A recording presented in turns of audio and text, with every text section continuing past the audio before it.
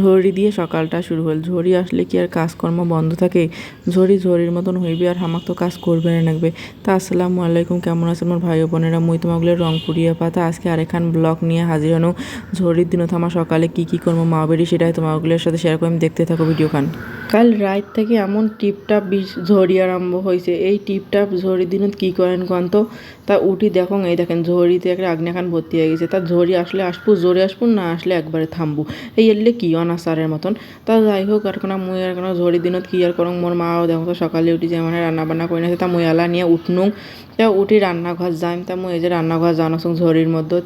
তা ঝড়ির মধ্যত মোর মা তখন সব কিছু একেলকায় রেডি করছে, মাছ টাছ বসে দিছে। তা মুই ফির কঙ্কি মা, তা মুই গোস্ত কোনা ধুয়ে দাংছে, তাইলে মাথার গোস্ত পানি কুমড়ার না কুদ দিয়ে বলে আন দিবে। তা পানি কুমড়া দিয়ে আন দিবে, যার জন্যে মুই এই যে ধুইয়া দিবেন একসুং, ভাল করে ধুয়ে দিবেন একসুং। আর মোর মা কন একসুং তুই রুটি বানে নে, মুই এদিকে না ধুয়ে এলে রেডি করে দাংছে। তা মোর মা কয় ঠিক আছে তুই ধুয়ে আনে, ধুয়ে রেডি করে দিয়ে তুই যা বেড়িয়ে স্কুল যা। তা মুই কংসে ঠিক আছে। তারপরে এই যে মুই আর একটা মশলাপাতি সব কিছু দিয়ে রেডি করে দিনু। মোর মা আন দিবি এলা। তারপরে এই যে মোর মা রুটি বানাই কসুং। তা মোর রুটি খাবার না মনে হয়, যার জন্য মোর মাক ফির কোনো কি না তেল দিয়ে আর আমাকে ভাজি দিত, তাহলে এলা চা দিয়ে খাইম। চা আর পরোটা খাইতে আমার খুব ভালো লাগে। তা মোর মা কোনো না তেল দিল, দেখছেন কি পরিমাণে না তেল দিল। তা কয় তেল বেশি খাইস না, গ্যাস হইবে এলা তোর। তা মুই এলা কঙ্কি দিয়ে তো তেলখান এমন দিলু তা রুটিয়ে ভিজিল নে, পরে ফির এমন তেল দিল একেবারে দেখেন কতলে হল। দেখছেন কি পরিমাণ তেল দিল। এখন রুটি পরোটা ভাজিয়েও তা মনে হয় তেলগুলো তলত। পরে আর কি করো, একখান পরোটা তেলগুলো নিসড়ি নিয়ে আর এখান পরোটা ভাজি নেবে। তারপরে এই যে মুই পরোটা খান তুলিয়ে এই তেলগুলো এখন নিসড়ি নাং। তেলগুলো পড়ুক তো দেখেন কি পরিমাণ তেল দিছে, দিবের কসম তো একেবারে দিছে গল গল করে ঢালিয়ে। তারপরে এই যে আরেকখান রুটি ভাজি নাংছে, এখান থেকে বেশি নাই হয় তা না হোক মুই এখানে একাল খাই, যার জন্য একখানত খালি বই ভাজি নিই, এখানে কম হইলেও কোনো ব্যাপার না। আর ফির রান্না করার সময় গেছে গ্যাস ফুরিয়ে গ্যাসের চুলে ধরে দিছি। মাছ ভাজি করবে যে আর কোনো নাই, গ্যাস ফুরি শেষ। তারপর কি করি চুলা ধরে আর চা বসেন নাকছি। তা এই যে দেখেন মুই যে চা করে নাংছে চুলাত। যেদিন তাড়াহুড়ে সেদিন একেবারে সবে ইয়ে। আর সকালবেলায় এমন তাল ধকপকি উঠে, এই ধকপকি দিশাই পাওয়া যায় না। তারপরে এই যে ধকপক করি হামাই যে চা কোনা করে নিবে নাকছি, নিয়ে 9টার মধ্যে তো ফির মোর মাও যাইবে মুইও যাইম। তারপরে এই যে চা করে নিম, চা হইল হয়া মুই ফির কংসে করে থাকিস মুই পরোটা আর ইয়ে নাক।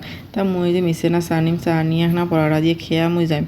তা মুই এদিকে চা হইতে মোর মা কংসে করে এদিকে চা ঢালেক, দেখুন ভাজিগুলো হয়েছে না নাই হয়। পরে কোনো গ্যাস পুড়ি গেছিলো ভাজিগুলো হবার ধরি।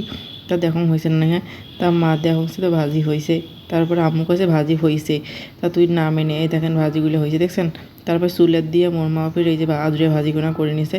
তারপরে এই যে ভাজিগুলো হয়ে গেছে টকবকে এনেছে, তাতে গ্যাস পুড়েছে। তা মোর মা কাছে ঠিক আছে আর কোনো ভাজি হোক, তুই যে বেড়াও। তারপরে এই যে মুই এলা ঘর যাবা না যে ফির কাপড় ইস্ত্রি করিম। দেখো তো কি জ্বালা, এলে ঝড়ির দিনও একেবারে কাপড়া চোপড়াগুলোকে সব ভিজি শেষ। কেমন করিব না, এমন গন্ধ বেড়ায় কাপড় চোপড়ে তাকে থাকায় যায় না, এলে কি জ্বালা আরম্ভ হয়েছে।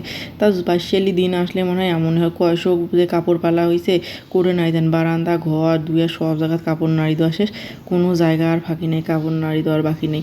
একেবারে দুনিয়ার না কাপড় আনা একেবারে পালা হয়েছে। তারপরে কী এখন কাপড়খান ইস্ত্রি করে নিলাম, স্যাঁতা হয়েছে।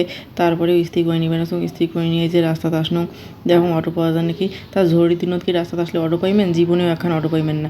তা মুই দাঁড়িয়ে আসুন, দাঁড়িয়ে থাকতে এই যে দেখেন আসুন গর্তগুলো, রাস্তার সাইডত কী পরিমাণ খাল হয়েছে দেখছেন। একেবারে খাল হতে একেবারে রাস্তাগুলো গেছে। আর ট্রাক গেলে হাত করে পানি দেয়। তা আজকে থাকো, স্কুল যান, পরে কথা হবে, আল্লাহ হাফেজ।